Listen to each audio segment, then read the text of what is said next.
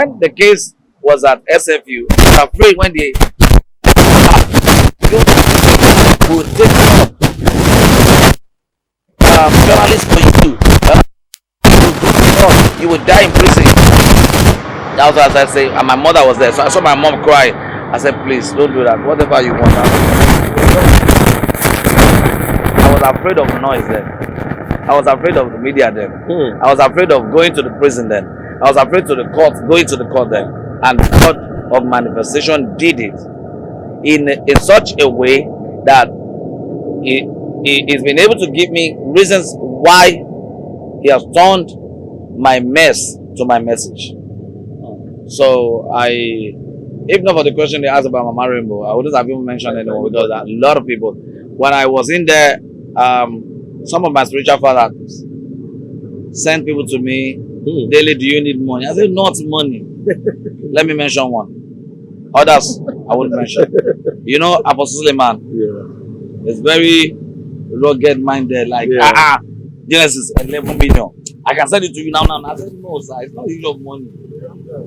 And all of them still started calling. I wouldn't know if others would like me mentioning that name, but I know Apostle Suleman very, not because he likes mention, but I just have to mention one. Of course, oh God, the first person that came was Pastor Ayedele of Inri. He was there, said, my son that I'm proud of, no matter what happened to him, they must know me with him. He was the first person that came with Mega 99 and Chidara and all that. He was the first person. But I didn't want to bother him. He was on my neck. If it is, even if the money is 30 million, I will give now. I say that is not money. I wouldn't have even called it. I would have come people in my church, they would have done it. So thank God I was able to identify my right timing for the preparation of the manifestation. And that was why if I happen to be a trickish person, I would have started collecting money from them. This one will have given me only 11 million, right? Because I saw the opportunity of doing that. But why? When I know that money will not be needed. Even if they're not going to ask me back, why should I? And some of the things I was supposed to do with money, my members did it. My people did it. Why would I collect from my spiritual fathers and everyone? If I should mention all those my spiritual fathers, I will just keep mentioning. Were you happy that your church kept going? Yes, now. Because I was just praising God that actually God took over. He sent me to, I don't know how you call it. You know, I didn't go to school. So manage whatever I put it. You know, when someone is working, you ask him to go on special course or something. And something must come with it. Like a new official car and all that. God did that. He asked me to go. He paid my, I don't know what they call it. All the expenses paid. All expenses paid for the trip and the training.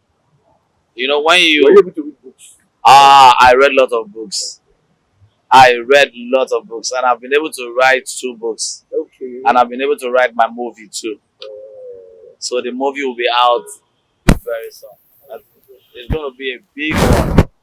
And that has really established me to be a producer now. Because, you know, my mentor is Bishop T. DJs. And he's into movie making. So, you know, all the stories now, I'm trying to want to urge them. So when the movie is out, you read and you say the whole of thing. Just like a movie called Nothing to Lose. American or something, foreign movie like that about a pastor was powerful, just like my story. You know, some people will wage war, the power he's using is not ordinary. When he came, nobody is respecting us. He's competing with our head, he's competing with our pastor. They are calling me. You know, everybody will address a man of God as a pastor. But the law in Celeste is the head is the one that must be called a pastor. Okay, how many people will I tell if I'm going on the road? I'll say, pastor, I'm not pastor. How many people? So because people are addressing me with pastor, even the church I attend with the head, I would never. I came to serve. God didn't tell me I'm going to be the head of the church, and I can never be the head of that church. I came to serve, and I'm ready to serve. Even if my son should be in the ministry, and God asks him to serve, he's ready to serve. I'm not competing with anybody. So, to the glory of God, some of them who said, Dele, it's money, I'll give you money, I'll give you. I said, no, sir. And they were actually there praying for me, calling my wife. Some of them even said, some of them invited my wife. I mean, if I talk, if I mention their names, you'll say, do you want to now become a Pentecostal pastor? That was when I realized all those giants in the ministry were actually monitoring the case and monitoring me. They stood in the gap. They stood in the gap. Some of them invited my sister, invited my brother. One of them, I'm not going to mention, sent someone to my mom to encourage my mom. And I didn't know. It was later my mother now told me that so huge pastor. Someone, when I came out, one me from UK. The same week I came out, they saw the news. He flew in from UK and invited me over to encourage. We're in his house together. I mean, a man of 65 years. And that was the first time I entered his house with my wife and my PA. And he encouraged me, he prayed for me, and he said I shouldn't look back. That if God must have revealed to me if I happen to be a bad person. And he told me some of what he went through in the ministry. So, people want to go through it. I appreciate another. I appreciate everyone in the world. I appreciate those who are still appreciating me. I appreciate those who are still attacking me because they are giving me reasons why I need to be careful, why I need to be mindful of what I'm doing. And I promise I'm not going to disappoint my word. I'm not going to disappoint my generation. I'm not going to disappoint my family. I'm not going to disappoint the people.